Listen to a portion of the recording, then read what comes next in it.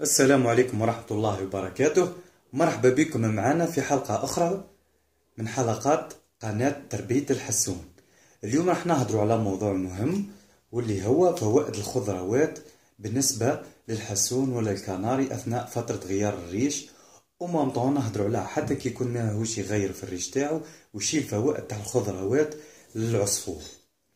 قبل كل شيء راح نهضروا على غيار الريش. كما راكم تشوفوا هاو العصفور تاعي هذا راهو في مرحلة غيار الريش. ها كما راكم تشوفوا راهو اصلع خلاه لكن تشوفوا فيه هاو راسو ابيض، راهو في مرحلة غيار الريش كاملة. ها كما راكم تشوفوا. دركا راح نهضروا على مرحلة غيار الريش. كاين ناس ياسر يقول لك في مرحلة غيار الريش حطوا فيه كرتونة، غطيه في قفة، اعمل له هكا. ناس اني ديما نقولها لكم العصفور تاعك ما يحتاج انه يتغمى ولا يتغطى ياسر، حاجه خفيفه خلاه كيما ندير انا. عندي طبه بيضاء ها هي وين كيما تشوفوا فيها، نحطها له كل يوم قبل ما يرقد، نغطيها له كيما هكا.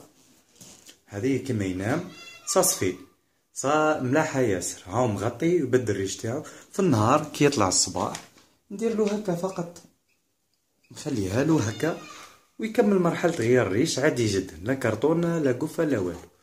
دركا نرجعو للموضوع تاعنا الأساسي، وش هي الفايدة تاع الحسون تاعك ولا الكناري أثناء فترة غيار الريش. الخضروات ولا الفواكه كما معروف عليها عندها فايدة كبيرة ياسر. الفايدة الأولى عندنا التفاح. التفاح تحط له كمية قليلة في اللاكاج نتاعو، ومن المستحسن انك تنحيلو البذور تاع التفاح، باسكو البذور تاع التفاح راهي سامة وممكن قاتلة.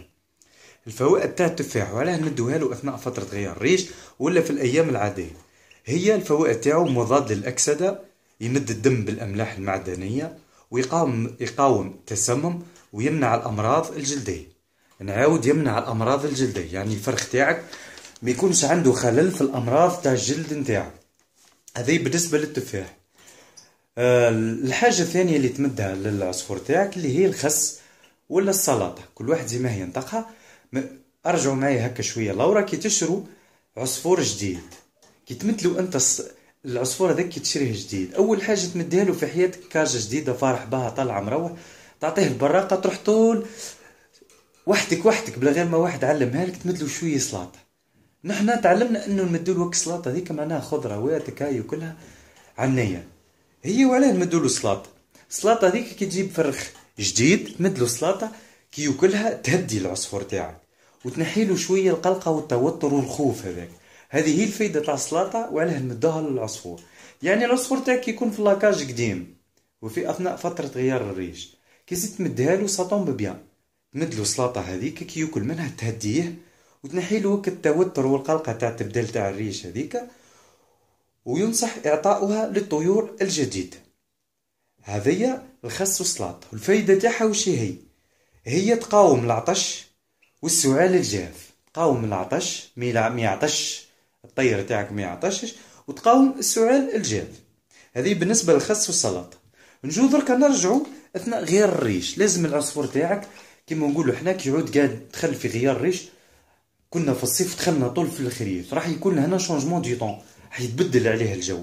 كي يتبدل عليه الجو الاضطرابات الجويه ذيك راح تدخل الفرخ تاعك في خلل انه يمرض، وكي يمرض في غيار الريش راح ممكن يكمل ومن بعد زيد يعاود يغير الريش تاعو ولا يمرض يموت ليك، باسكو كيما نقول احنا نحي الريش تاعو كامل يولي لحمه.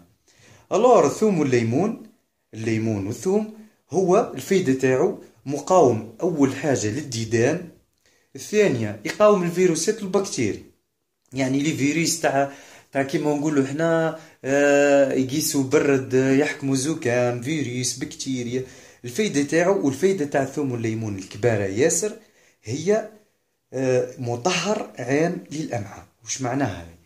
يعني الفايدة تاع الثوم والليمون يطهر الأمعاء تاع العصفور كومبل، ينحي منها البكتيريا والفيروس والدود والخماج والتكتلات هذيك الحصوية اللي في الأمعاء. هذه الفايدة تاع الثوم والليمون. يعني كيما نقول احنا العصفور تاعك مرة في السمنتين حتى لو يكون مرتاح قطرة تاع ليمون مع كمية صغيرة خلاه تاع ثوم يصفي بها الامعاء تاعو ويكون اون بون سونتي ونحيها له على راحه.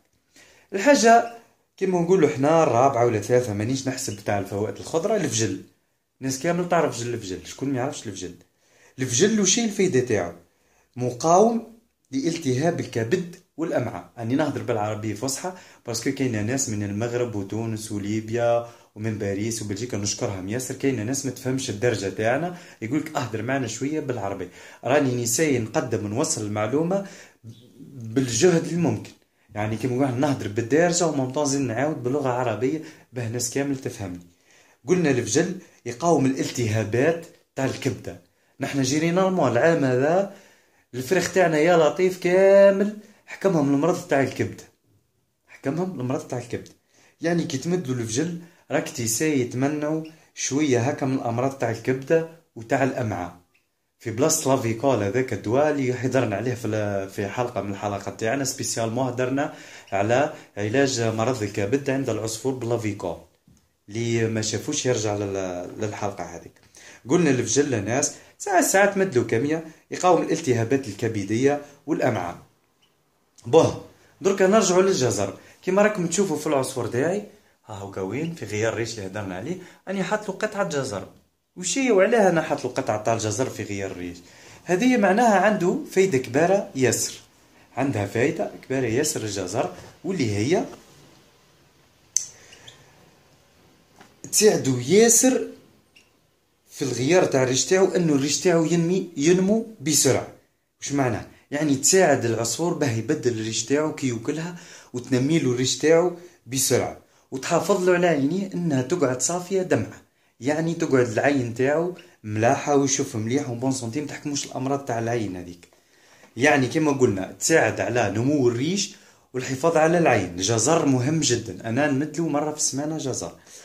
حاجه الاخرى البروكلو هذاك اللي نطيبوه حنا وناكلوه. البروكلو عنده فايده كبيره ياسر للعصفور كناري حسون اي طير مربيه، يساعدوا على الهضم ويقوي له المناعه تاعو. يقوي المناعه تاعو يعني ما يخليشو انه يكون مهدد للامراض، هذه واش معناها تقويه المناعه. ويساعدوا على الهضم، يعني كيما نقول كاين ناس عندها عصافير مربينهم في الدار ما يخرجوش بالعام. نحنا نرمو جينيرالمون العصفور تاعك تخرجوا ياكل التراب هذاك عنده فايده كبيره للعصفور خلقها ربي، انه يساعدوا على الهضم ويحسنوا في الامعاء تاعو. ونرجع للعنصر الاخير السبانخ. كيما نقول احنا السبانخ وش هي الفايده تاعو؟ يقوي له العظام تاعو والعسر تاع الهضم تاعو والتخمر الطعام في الحوصله. يعني مش معناها تخمر الطعام في الحوص، ما يخليش البراقه والتفاتفه هذيك اللي كلاها واحد يجمعوا له في الامعاء تاعو وفي الحوصله تاعو تاع المثانه باه يسيب الفضلات تاعو. باسكو اني قلت لكم لازم العصفور تاعك مره في السمانه ياكل تراب، كي ما ياكلش تراب حط له شويه سبانخ باه يقوي له العظام ويساعدوا على الهضم وما يخليش الطعام يتخثر له في الحوصله تاعو. وذركا ناتي في الاخير باش ما نطولوش عليكم اني قاعد نزرب باش ما يجيش الفيديو كبير. يرجى تقديم هذه الخضروات والفواكه كما راكم تشوفوا فيها في اللاطي اللي حاطها لكم باسكو موضوع طويل ياسر بكميات قليله باه ما يصابش الطير تاعك بالاسهال، باه ما توليش الطير تاعك يحكموا اسهال كما نقولوا حنا تجاري ومن بعد تولي انت زد تداوي فيه بحوايج اخرى. وإن شاء الله نكونوا أفدناكم حتى ولو بقليل. وشكرا لتتبعكم مجهودات والناس اللي تشجع فينا، نشكركم ياسر. إلى اللقاء في حلقة أخرى، سلام.